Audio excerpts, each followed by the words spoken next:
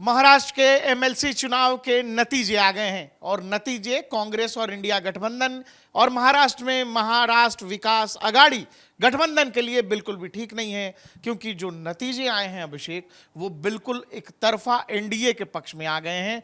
NDA के 9 उम्मीदवार MLC के वो जीत गए हैं और सबसे जरूरी बात यह है अभिषेक कि कांग्रेस के 6 से 8 विधायकों ने क्रॉस वोटिंग कर दी। हाँ, मतलब ये सोचने वाली बात है। बड़ी बात तो देखिए ये है कि विधान परिषद चुनाव जो है, एमएलसी का जो चुनाव होता है उसमें आम जनता वोटिंग नहीं करती है।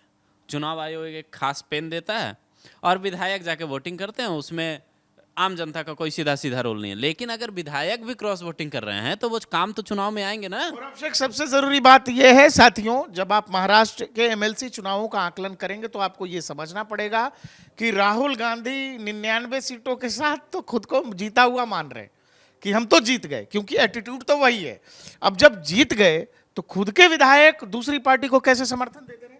अपने नेता पर भरोसा नहीं है या फिर लग रहा है कि नहीं अभी भी हम चुनाव हार गए?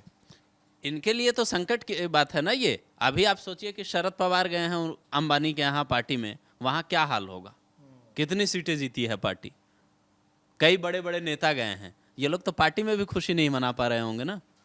और सबसे जरूरी बात सही कह रहा अभिषेक कि आज दुनिया की सबसे बड़ी शादी है, महाराष्ट्र के तमाम बड़े नेता उसमें पहुंचेंगे।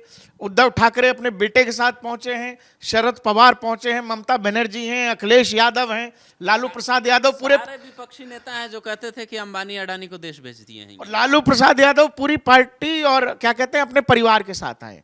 लेकिन ऐसे में महाराष्ट्र के जो एमएलसी चुनाव के नतीजे हैं वो नतीजे भविष्य के लिहाज से भी कांग्रेस इंडिया गठबंधन महाविकास आघाड़ी के लिए ठीक नहीं है अभिषेक। ठीक इसीलिए नहीं है क्योंकि अभी जो कुछ हुआ, जैसे लोकसभा चुनाव के बाद इन्होंने कह दिया नहीं आप सरकार बना लीजिए।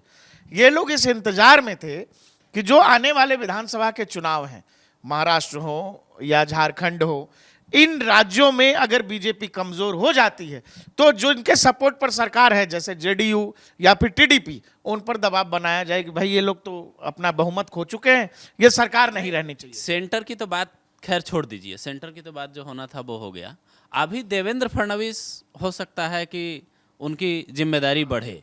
आप इसको ऐसे देखो, आप इन चुनावों को ऐसे भी देखो क्योंकि महाराष्ट्र में बहुत बड़ा नुकसान हुआ, जैसे उत्तर प्रदेश में नुकसान हुआ, और उस नुकसान के बाद अगर कांग्रेस के विधायक क्रॉस वोटिंग में बीजेपी के उम्मीदवारों को जिता रहे हैं तो ये कांग्रेस के लिए बहुत ही बुरे संकेत। आप सोचिए ना, 11 सीटों पे चुनाव था, 9 सीटें बीजेपी जीत गई, तो ये तो अच्छा ही संकेत है ना। वो भी जब आने वाले टाइम में आपके लिए 9 ही उम्मीदवार खड़े किए थे। हाँ, सारे के सारे 100% स्ट्राइक रेट, सारे के सारे उम्मीदवार आपके जीत गए, एक सीट इनको मिली है विपक्ष वालों को। तो ये तो सोचने वाली बात है ना कि महाराष्ट्र विधानसभा चुनाव में आप क्या प्रदर्शन करेंगे।